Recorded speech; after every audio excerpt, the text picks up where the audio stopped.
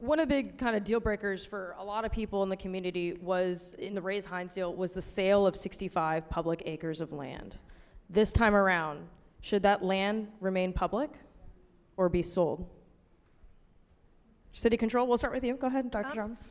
I mean, so, you know, in my fantasy world, it becomes a huge, community land trust, and then all the profits then sort of get put back into the city. But my fantasy life is not what's going to happen here.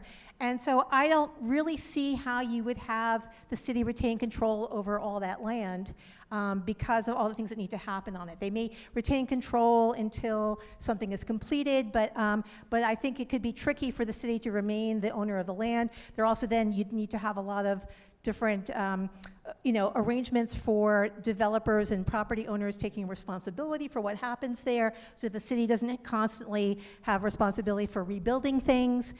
So I think that if I were the city, I would not want to hold on to all the land. I would want to keep parts of it for parks, for infrastructure, but I think if someone's going to build a hotel, they should own the land the hotel goes on. One of the proposals that has been out there that was floated by former Mayor Rick Baker just recently, this idea of the St. Pete Commons, of a large Boston Commons type park, 30 some acres on that. I think that would be that's the kind of land the city should be retaining, and again parceling out, because the sale of that land funds everything else that we want to do within that. But retaining a sizable portion of it, especially the parks, because parks are in our DNA, and the one knock on our parks, according to the Trust for Public Land, who was just here giving us the latest park score, we have outstanding parks. We are the 14th best of the 100 largest cities. The one thing that they knocked us on was acreage. We don't have enough parks by their metrics, so something like this would be an amazing addition to an already fantastic park system. Okay, all right.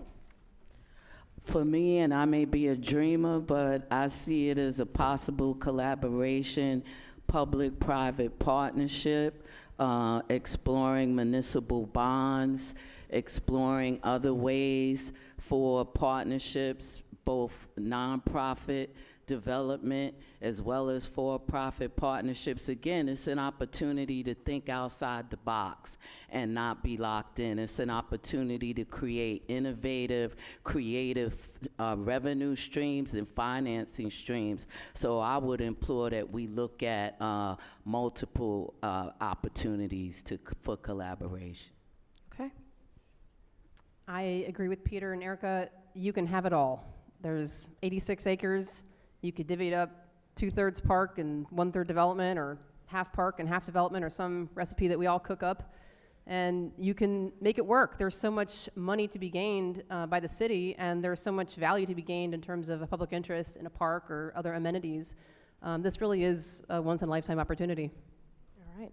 Ms. Davis, what do you think? What's the community pulse on this? It's interesting to me that we almost went with an idea. What was planned almost happened. So are we saying here now that that was not a good idea? Those were not, there was not appropriate consideration put into it, or because it almost happened? So we need to look at, I think, what was inappropriate in that. Why did it really fail? And I'm not one for looking back, but we do need to take an introspective look back and see what happened, because it almost happened. And so I would say, as much as I know about this kind of thing, the whole idea is financially and all that beyond my contemplation, but if I think we could have it all if it's appropriately planned and then executed. I think the city of St. Pete owns the decision, and I think they need to stand up to the responsibility for owning it. Okay.